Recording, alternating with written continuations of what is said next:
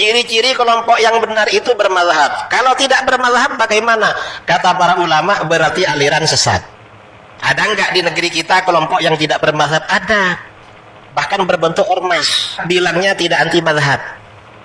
Dan katanya mereka mentarjih terhadap hasil-hasil mazhab. Entah apanya yang ditarjih. Padahal tidak punya kemampuan mentarjih.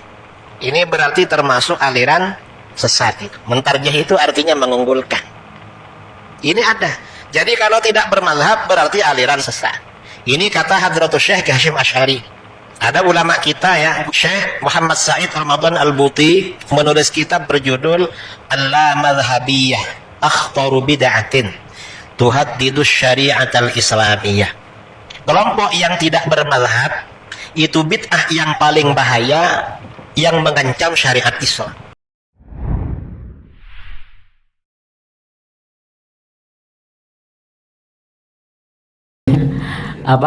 Kenapa atau apa madhabnya Muhammadiyah? Kenapa Muhammadiyah tidak bermadhab? Nah, sebenarnya Muhammadiyah itu bermadhab.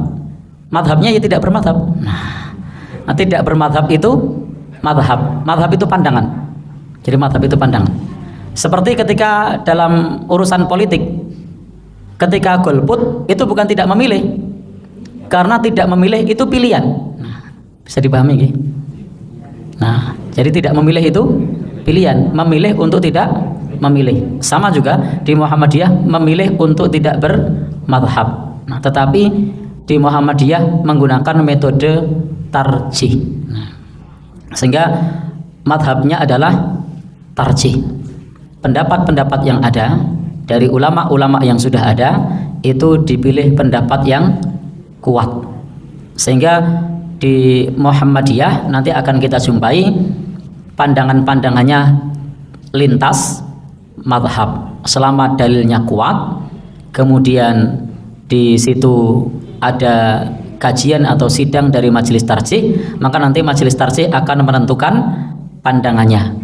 Maka pandangan inilah yang kemudian dijadikan sebagai acuan, maka disebut sebagai metode tarjih, memilih pendapat yang kuat. Nah, maka madhabnya Muhammadiyah kalau ada yang tanya, maka madhabnya madhab tarjih, memilih pendapat yang kuat. Di satu pendapat ada yang menggunakan madhab Syafi'i, di pendapat yang lain ada yang menggunakan madhab Hambali, pada sisi yang lain ada yang menggunakan madhab Hanafi, dan pada kesempatan yang lain ada yang menggunakan madhab Maliki. Karena memang tidak bisa dipungkiri, kita tidak bisa kalau hanya terpaku pada satu madhab. Faktanya kita akan kesulitan kalau kita hanya terpaku pada satu madhab saja. Misalnya kita mengaku untuk bermadhab Syafi'i misalnya, itu paling banter bisa dalam masalah toharoh dan sholat. Kalau nanti sudah menyangkut masalah muamalah itu sulit.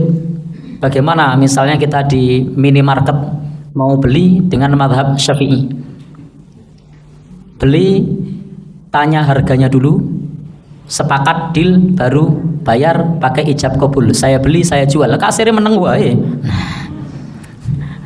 Bisa enggak? Enggak bisa kan? Ambil dulu baru bayar kan? Bukan bayar dulu baru ambil. Beli bakso, tanya harganya dulu. Baksonya berapa? 10.000. Klinik-kliniknya berapa? Telu mbok tambahi siji. Oh iya, setelah ditambahi. Ini saya bayar, saya terima. Saya jual, saya beli. Nah, ini mazhab Syafi'i. Prakteknya begitu enggak? Bakso setunggal, makan rampung pinten, gitu. Prakteknya gitu kan? Itu bukan mazhab Syafi'i. Baik. Sehingga Bapak Ibu, memang prakteknya kita tidak bisa kalau terpaku hanya satu madhab. Nah, di dalam madhab Syafi'i juga perempuan itu menggunakan cadar. Dagu termasuk aurat. Tapi coba lihat, pakai cadar enggak? Enggak. Dagunya di sini ditutup apa enggak?